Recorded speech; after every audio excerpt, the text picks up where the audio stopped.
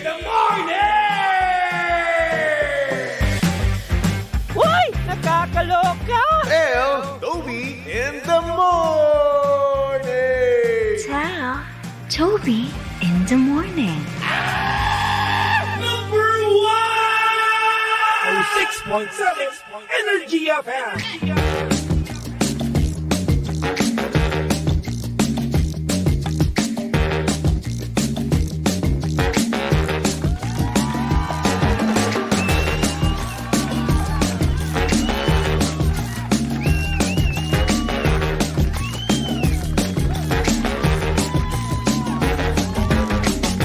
Same, pero iba. We are number 1, 06.7 Energy FM. Pangga, huwag mo sabihing radyo.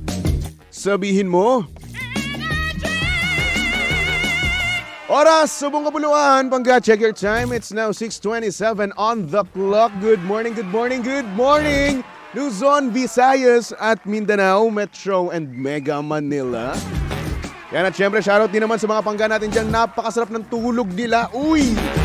Ang sarap-sarap yung tipong nakabuo ka ng 8 hours. Ayan, napakasarap nga naman noon sa feeling, di ba? Pero ngunit subalit na tapwat, no? Eto na naman tayo, gigising na naman tayo, magtatrabaho na naman tayo. Ayoko na. Pero huy, konting tiis na lang, no? O, at konting tiyaga na lang, magpapasko na, di ba? Pangga, 5 days to go. Nako, Christmas na. Ang sarap-sarap nga naman sa feeling, no, na kung saan dadami na naman ang mga aginaldo ng mga kabataan, di ba? Ang saya-saya na naman ng mga pangga natin dyan, no? O, yung tipong all smiles nga naman talaga, no? Yung iba nga, naka-live na ngayon, di ba? Ang sarap ng buhay. Sana all. Diba? Pero yung iba naman dyan, ubos na kagad yung kanilang vacation leave. Kasi nga naman, diba? Kailangan nilang gamitin, no? Kaya ayun na, ubusan. Diba? Malas mo nga naman, no? Yung iba kasi ang trick kasi nila dyan, hindi nila ginagamit yung kanilang vacation leave simula January hanggang November. Ginagamit nila yon ng December, lahat-lahat mismo. So sumatotal, 15 leave ang kanilang gagamitin ngayong December, di ba? Ang sarap. Tapos ang balik na nila, January na, di ba? Sana all. Kaso mo nga lang, no? Ikaw, sobrang hayok na hayok sa leave, no? Ayan, konting pagod lang, leave ka agad.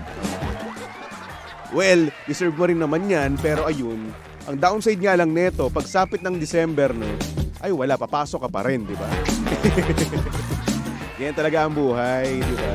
Kanya-kanyang diskarte yan, kaya naman kung ang diskarte mo ay ubusin ka agad yung leave mo, okay lang din naman. At least, no, payapa ka ngayon sa opisina, di ba? Kasi nga, ewan ko iba kasi yung feeling kapag konti lang kayo sa opisina di ba? Feeling mo, madami kang magagawang trabaho talaga, di ba? Oo, kasi una sa lahat, pakakapagpatugtog ka ng malakas, di ba? Pwede mong gawin yan. Kasi nga naman, wala kang mabubulabog, no? At pangalawa, walang chichika sa'yo. Oo. Di ba? Karamihan kasi sa mga kaopisina natin, no, mga pangga. Chismis dito, chismis doon. Yung tipong G na G ka na talaga magtrabaho, no? Tapos ang gagawin, kakalbit sa'yo. Oo. Kakalbitin ka tapos sasabihin kung ano yung ginagawa nung isa nyong katrabaho. Diba? Hanggang sa wala na. Oo, wala na. Ikaw na mismo. Nakikita mo na sarili mo, dumadaldal na rin. Bumabackstab na rin, ganun. Ay nako, usong-uso man din yan sa mga opisina, no? Office backstaban, di ba? Naranasan mo na ba yan? Ako naranasan ko na yan. Oo, daming beses na. Siyempre, quiet lang tayo, di ba? Di natin yan dapat pinapansin. No? Bahala na sila kung ano gusto nilang gawin sa buhay nila. O, basta ako nandito, nagtatrabaho, kumikita ng pera, di ba? Bonus na lang talaga kapag meron ka ng nakitang kaibigan, di ba? Oo. Pero at the same time, no, dapat healthy living din naman tayo, di ba? O, meron kasi ditong balita ang MX3, di ba? Wait lang ha, kukunin ko lang ha.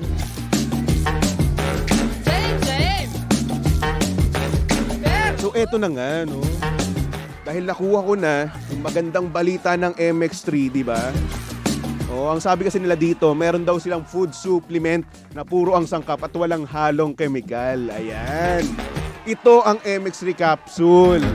Ayan, ang MX3 capsule ay low in sodium, fat-free at cholesterol-free. At syempre, ito rin ay nagtataglay ng alpha, beta at gamma nutrients. May antioxidants at anti-inflammatory properties. At alam nyo rin ba na ito ay dumaan sa state-of-the-art ISO certified na planta at syempre masusing pinag-aralan ng mga highly trained pharmacists and microbiologists.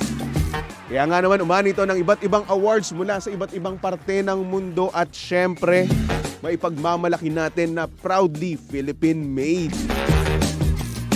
Kaya naman para sa iba pang katanungan, bisitahin lang naman ang kanilang website na mx3ph.com or tumawag sa kanilang hotline na 0918-888-8693. Kaya naman dito na tayo sa tunay, natural at orihinal, MX3. Napakaganda niya. Oh. Saktong-sakto, maganda yan pang regalo, di ba?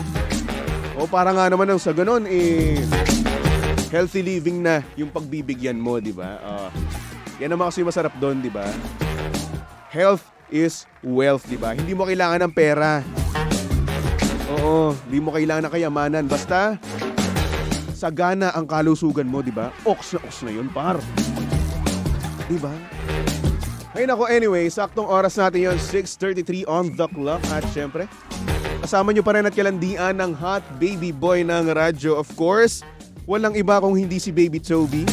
At syempre pangga si Baby Toby ay live na live ngayon sa Energy FM Facebook page. Kaya naman kung gusto mong makita ang itsura ni Baby Toby ngayong last day ng airing ko. Oo, last day ko na ngayon. For this year lang naman. Next year dito pa ako. Kaya naman ayan, pumunta na kayo, manood na kayo. Again, Energy FM 106.7. Okay? Tapos syempre magpatawag na rin naman kayo kung gusto nyo lang naman, di ba? Patawag lang kayo, mag-PM lang kayo sa ating Facebook page, Energy FM 106.7. At sabihin nyo lang doon, pwede po bang tumawag kay Baby Toby? Ayan. O, di ba? Tapos nun, ayan, magkwentuhan na tayo about life, about your love life. Pwedeng mag-confess ng iyong deepest, darkest, wildest secret, di ba? Yan ang gusto natin no? Yung wildest secret na yan, di ba? At syempre mamaya, no, meron din tayong pangga Say My Name, na kung saan ikaw mismo ang bibida. Diba? Kung meron kang pabate, ayan, ipabati mo yan mamaya. Okay? Alright. So anyway, good morning muna sa mga pangga natin sa comment section. Ayan, good morning kay Bernard Doreha. Sabi niya pa, shoutout po sa baby kong si Skyler at Elania. Ayan, salamat po. Merry Christmas. Ayan, Merry Christmas sa'yo. Kay Elina Estaron. Sabi niya, good morning Baby Toby. Happy Friday po, Baby Toby. Happy Friday din sa'yo. Ayan, sarap-sarap naman. Wala nang pasok bukas. Diba? Oh. Blessy Rafor, good morning. Elizabeth Davis, good morning. Ayan. Sabi ni Alina na mamasko po, Baby Toby. Pamasko namin, baby. Wala nga akong pera pa. Mamimiti pa ba ako pamasko? Ako ang bigyan nyo. Ay, yung mayaman Sko? Hello din kay Elizabeth Oka. Sabi niya, good morning, Baby Toby. Ayan, sabi naman ni Elizabeth Davis, ang ganda na naman ng gising ko. Nakita ko na naman si Baby Toby. Huy, plastic. Charot. Hello din kay Rowena. Sabi niya, Happy Friday, DJ Toby. Advance Merry Christmas sa'yo. Ayan, advance Merry Christmas din sa'yo. Pamasko po.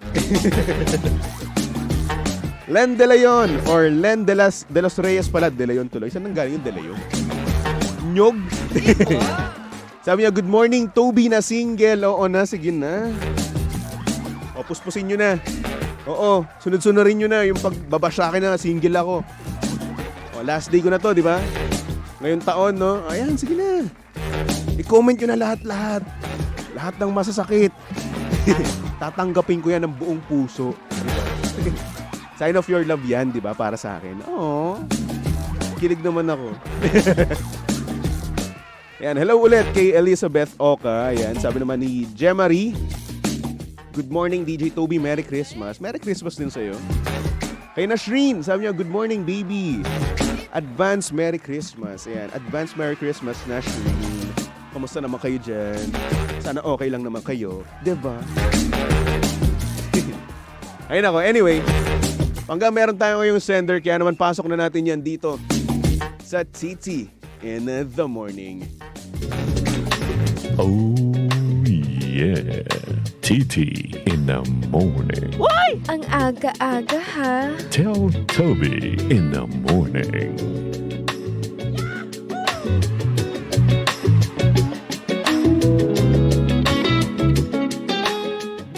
Good morning sa mga pangga natin dyang may pantasya. Pero ngunit subalit datapwat, no? Hindi sang-ayon dito ang kanyang partner. Ito ang storya ng ating sender. At ang sabi niya dito, good morning, baby Toby. Tago mo na lang ako sa pangalang IC. Gusto ko lang sanang matanong, ganun ba talaga kayong mga lalaki? Gustong-gusto nyo na ginagaya yung mga pantasya nyo. Like yung nangyayari sa 50 Shades of Grey.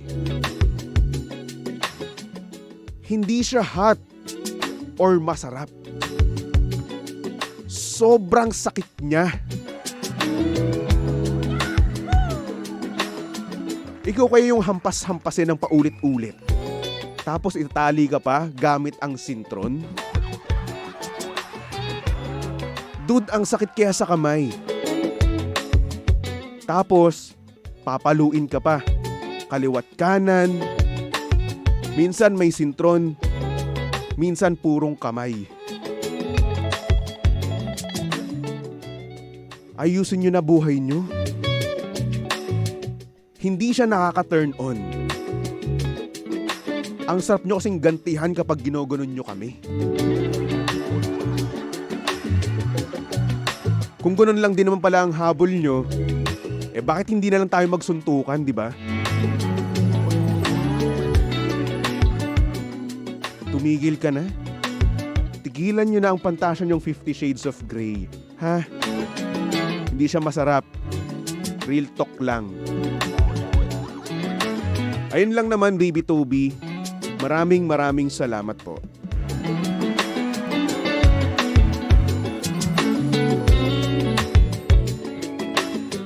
Wow. Siga naman pala si ate. Ibang klase. Ang tapang ni ate girl. Ni ate sender, no? Pero oo nga naman, no? Isipin nyo. Masakit siya. Di ba? Masakit yung palu-paluin ka, di ba? Sintron, palad, tapos itatali ka pa. Oo nga naman. Doon lang tayo sa totoo, ha? Pero meron kasing mga tao talaga na gustong-gusto yung mga ganong bagay, yung nasasaktan yung kanilang partner. Kasi para sa kanila, pleasure yun. Diba? Para sa kanila, nakaka-turn on yun. Diba? Nakakadagdag kaelyahan. Ganun. Pero ayun, hindi rin naman lahat gusto yung mga ganong bagay. Katulad na nga lang ng ating sender, diba? Imbes na siya ay ma-turn on, maelyahan, di ba, madagdagan yung pleasure, no? Hindi. Hindi. Nasasaktan siya at gugustuhin niya pang gumanti sa'yo mismo. Ang tapang. Pero wag ka. May mga babae rin na gusto silang hinahagis, di ba? Pinapahirapan. Binibitin pati warik, di ba? Kasi para sa kanila, that's pleasurable. Oh yeah. Mapapa-choke me daddy ka na lang. Diba? May mga ganon, diba? Pero ngayon, siguro kung nasasaktan ka, no, pwede mo rin naman kausapin yung partner mo. At sabihin sa kanya, no, na, uy, hindi ko trip yung mga gantong bagay. Ang sakit-sakit. Huwag mo munang gantihan. Diba? Huwag mo munang gantihan kasi. Okay? Kagantihan mo kaagad. Kausapin mo muna. Ay, nako. Sabihin mo, baby, love, ano pa ba? Mahal, hindi ko trip yung mga ganyan. 50 Shades, hindi yan para sa akin. Nasasaktan mo na ako. At marahil, di ba? Dahil nga nasasaktan ka, may mga pasapasa ka pa. Diba? At iisipin ng iba, binubugbog ka. Iisipin ng iyong mga magulang, no, sinasaktan ka ng partner mo. Diba? Kaya yun, siguro, no, kausapin mo ang iyong partner. Diba? Dapat yung pinag-uusapan yung mga ganyang bagay. Hindi niya rin naman talaga alam kung nasasaktan ka na ba or nasasarapan ka, diba? Baka naman mamaya pinepeki mo eh. So, iisipin talaga ng lalaki nun na nasasarapan ka, di ba? Hindi naman sa bine-blame kita, no? Hindi naman sa ginagaslight kita, pero ayun, kausapin mo siya. Okay. Sabi ni Joanne D, di lang siguro proper yung pagkaka-execute sa yomi. Oh! Mukhang naramdaman nito yun, ha? Mukhang naranasan mo yun, ha? Joanne D. Ha? How was it? Pleasurable ba? Minsan kasi yung sakit, it's quite pleasurable. Diba? Sabi ni Heidelin, ano topic, Toby? Late kakapasok ko lang. Ay nako, ako pa mag-a-adjust sa'yo. Ikaw na magsabi. Ikaw na bahala, i-replay mo na lang. Oo, pindutin mo na lang. Yung ano, yung may ano dyan, parang, basta, yung kinemerut. Scroll mo na lang siya, tapos balik mo na lang, pindutin mo na lang yung live, tapos ayun. Makakabalik ka na ulit. Pero ang ano, main idea dito, no, nasasaktan yung kanyang, or yung sender natin, sa ginagawa nung kanyang partner na kung saan ginagaya nila yung 50 Shades of Grey. Okay na. Ako rin ang nag-adjust para sa'yo, Heidelin. Pero yun na nga, no. Siguro, may point din yung sinabi ni Joanne, no, na kung saan hindi proper yung pagkaka-execute ng mga ginagawa, no. Diba? Pero, once na proper yan siguro, no, magugustuhan mo. Ikaw na mismo ang hanap-hanap sa sakit na yan, di ba? Yung sakit na dating kinakainisan mo, inaayawan mo, pero ngayon, gustong-gusto mo. Hinahanap-hanap mo. At tila ba, hindi kumpleto ang gabi mo kapag walang hampas ni Mister. Nay! Di ba? O gusto niyo naman sa umaga lang. Hampasan sa umaga, ganun. Gapusan sa umaga. O. O breakfast niyo, no? 50 Shades, no? Iba-ibang klase ng trip niyo, no? Ayos din kayo, no? Ay, nako. Well, kung nahihirapan ka sa ngayon, no? I see. Siguro kausapin mo na lang siya. Kausapin mo siya ng masinsinan na kung saan hindi ko to nagugustuhan. Sabihin mo sa kanya yung totoo. Hindi mo nagugustuhan yung ginagawa niya. Siguro hindi proper yung ginagawa niya, di ba? Hindi niya siguro na-execute yung mga bagay-bagay. Sabihin mo sa kanya yun. Para nang sa ganun aware siya sa mga nararamdaman mo. Di ba? Yung sakit na nararamdaman mo every time na ginagawa niya yun. Di ba? Kesa naman sa magtiis ka palagi, no? Mas masakit yung ganun ba? Oo. Oo, tatali ka, tas ayaw mo naman. Nasasaktan ka naman. Dapat hindi. Kapag ginagawa niyo yan, dapat nasasarapan ka rin. Diba? Ano kaya feeling niyan? Yung ikaw mismo ay tatali. Diba? Yung kamay mo, nakatali, tas wala kang gagawin. Wag po! No! Don't! Tigilan mo. Hindi ko na kaya. Di ba? Yung mga ganun. When kaya? Uy, when kaya? Sana all. O baka naman, no? Last air ko na to, oh. Itali nyo naman ako. Yung mapapasabi na lang ako, tigil na po. Tama na. Ay, nako. Tigil-tigilan na ho. Napakaaga. Ay, nako. Anyway, para sa ating sender, no, good luck sa'yo. At sana rin naman masabi mo na ang iyong mga hinanaing sa iyong partner, di ba? At kung hindi man, pilitin mo. Diba? Kung ayaw man niya na itigil yung ganun, di hiwalayan mo siya. Ganun. Dali lang naman ako kausap eh. Break kung break, di ba? Para cute. Ay nako, anyway. Mga pangga, that was our last TT in the morning this year. No, maraming salamat sa mga nag-send, sa mga tumawag, thank you very much. At sa mga aking bumisita dito, no, sa booth, no, para nang sa ganun maging guest dito sa TT in the morning, di ba? Itong nakaraan lang si Dondi, nandito ulit siya. Di ba? So ayun, maraming salamat sa pagtangkilik sa TT in the morning. Next year na lang ulit, no? Para sa mga ibang klaseng aksyon at confession na dala-dala ng ating mga sender at caller. At minsan, guest na rin. Diba? Ay nako, IC, maraming salamat. At next year, pwede pa rin naman, no? Ayan. Pwede kayo magpatawag. Again, Energy FM 106.7. At pwede pa rin kayo mag-send, no? Ipunin natin yan. Pwede kayong mag-send sa aking Facebook page, BabyToby1067, kung nahihiya kayong tumawag. Okay?